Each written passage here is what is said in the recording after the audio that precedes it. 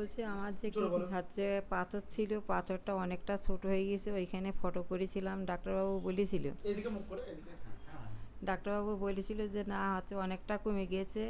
তারপরে হচ্ছে টিউমারটাও অনেকটা হচ্ছে কমে গিয়েছে।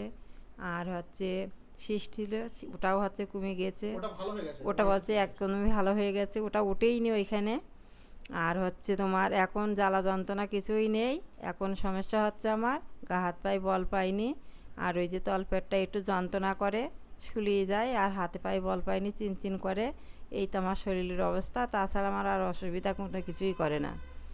আর হচ্ছে তোমার টিউমারের জন্য কোনো আমি অসুবিধাই পাইনি, জ্বালা যন্ত্রণা কিছুই পাইনি। আমার এই হচ্ছে ধান সিদ্ধ মিদ্ধ করেছিলাম, খাটনির কাজ করেছিলাম, তার জন্যে আমার এই পরিচিতটা এই 15 দিন থেকেই মানে জ্বালা যন্ত্রণাটা আমার একটু বেশি হয়েছে। তাছাড়া আমি খুবই ভালো ছিলাম।